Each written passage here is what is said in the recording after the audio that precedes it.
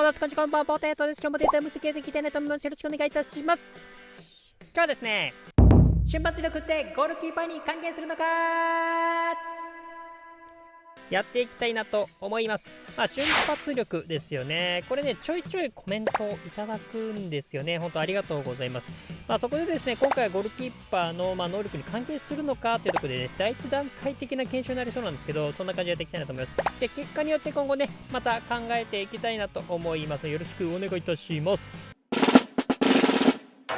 検証方法ですね。検証方法はゴールキックをカットしてそのまんまですね、今度は横にダブルタッチですね。横にダブルタッチをしてシュート、そんな形でやっていきたいなと思います。で、使っていく選手なんですけど、一応今回ね、ジルーにしました。能力高くもなく高身長でありで、ゴールキーパーとして瞬発ある方っていう感じでね、このジルーにやっていきたいなと思います。で、普通のゴールキーパーで50から60代が普通だとは思うんですが、その中で高い方になるかな。で、これをですね、瞬発力見極めて、79まで上げた状態ですね。ここで比べていきたいなと思います。で、ゴールキーパーの能力がちなみにね、こんな感じになっております。はい、ということでまず初期値から見ていきましょう。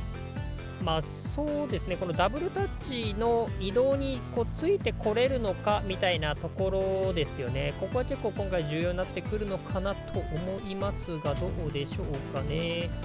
一応ね、リプレイも持ってきました。こっちの方がね、ゴールキーパーの動き見やすかったりするので、はい、ここからは瞬発力全振り状態ですね。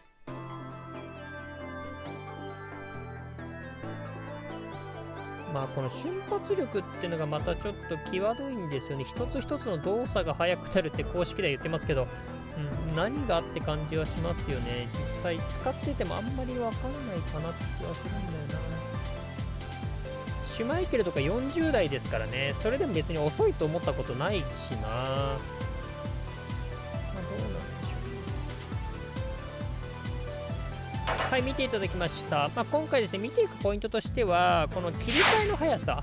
あとはシュートの対応のね、速さみたいなところだと思うんですけど、正直ね、パッと見ではあんまりわかんないですよね。なので、細かく見ていきます。まずはですね、切り替えの速さのところなんですけど、カットされてからの後なんですけど、このね、ゴールキックがカットされる瞬間からのここですね。見ていくんですけど、カットされそうだなーっていうところでね、重心は後ろになってるんですよね。なので、ここはね、両方とも速度同じでしたね。反応速度は。で、その後なんですけど、こっちの方がね、若干ね、一歩早いんですよ。後ろ下がるのが。わかりますかね。で、その後、若干ね、これで定位置につくのもちょっと早かったりとかね、そんな感じはしましたね。ちょっとね、分かりにくいんで重ねておきました。赤い方が初期値で、通常がね、瞬発力全振りなんですけど、こんな感じ。わかりますかね。やっぱ微妙に速いですよね。これね、今回これだけじゃなくて結構あったんですけど、たまたまといえばそうかもしれないんですけど、ただ遅れることがやっぱり多かったかな。大体遅れてたかなって感じはしました。これがね、ただ失点につながるかどうかは正直まだわかんないですけどね。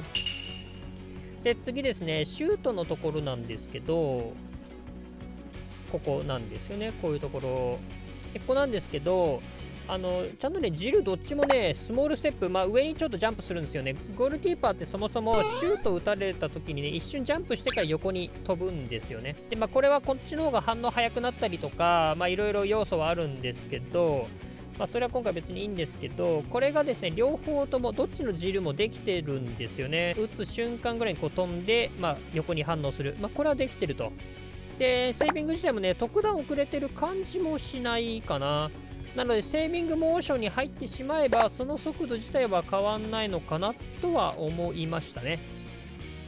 で、あとはね、弾くところちょっと持ってきたんですけど、こんな感じで、両方とも弾いたところなんですけど、はい。でね、これよく見ると、全振りの方がですね、真横で弾けてるの分かりますかね。シュートスピードとかに関しては全然全振りの方が速かったんですけど、それでも真横で弾けてると。で、初期値の方はね、後ろで弾く形になっているんですよね。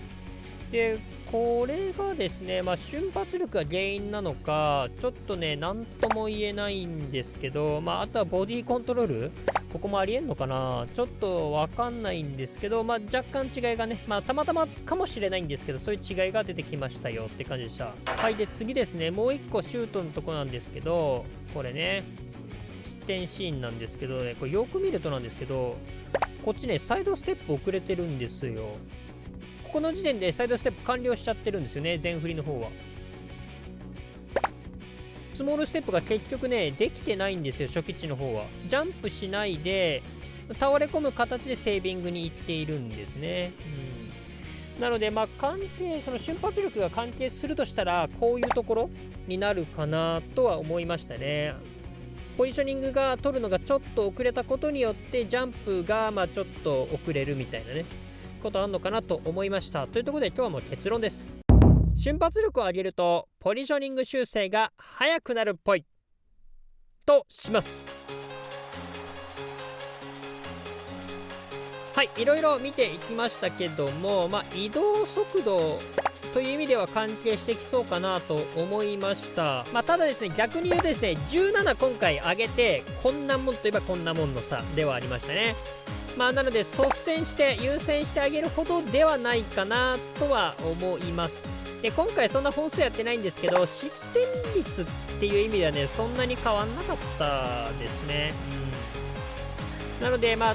んていうのかな、高い方が嬉しいのは間違いないかなって気はするんですけど、瞬発力だけですごくその選手の評価を左右するほどでもないのかなっていう気はしましたね。なのでオリバー・カントがシュマイケルでいうとね、10ぐらい差あるけど、ここではそんな変わんないかな。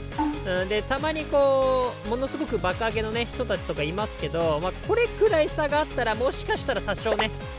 変わるかもしれない。ただそもそもゴールキーパー能力が違いすぎるんで、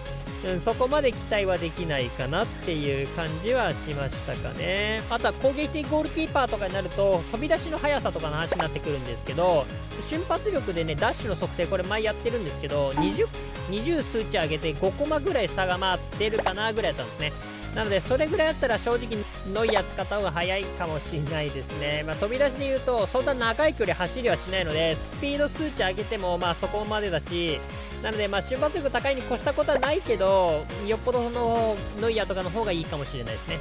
あとはボディコンの影響あんのかな、ちょっと微妙っすよね。なんとも言えないな、あるような気はしないんですけど、あれ見ちゃうとって感じしましたね。はい、であとはあれですね、マイリーグとかの参考にはできるのかなと思いました。実際マイリーグとかで使ったことある人いたら、ちょっと違いとかどう違うかみたいな具体的にねあれば教えていただければなと思います。はい、こっからはちょっと雑談になっていきますけども、今回ね瞬発力が影響ゼロじゃないよってことが分かったのは良かったかなと、それだけでもねだいぶ大きかったかなと思いましたね。そこまで影響あるかはちょっと微妙でしたけどね。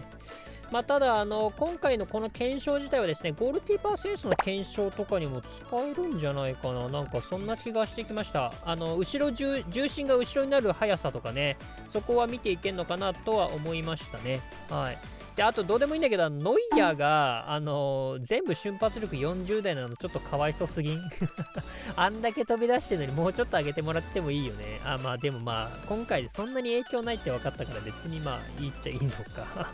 はい、ということでいかがだったでしょうか。皆さんこの結果どう思いますでしょうか。皆さんのご意見ご感想クレーム等々あればですね、コメントで教えていただければなと思います。年内3万人を目指しておりますので、この動画良かった、参考になった、面白かったなと思った方はですね、高評価、チャンネル登録していただけるとすごく励みになります。どうぞよろしくお願いいたします。はい、ということで今日はゴールキーパーやってきましたけど、実は私ね、昔ゴールキーパーだったんですけど、瞬発力と反応速度、ここで勝負してるゴールキーパーでした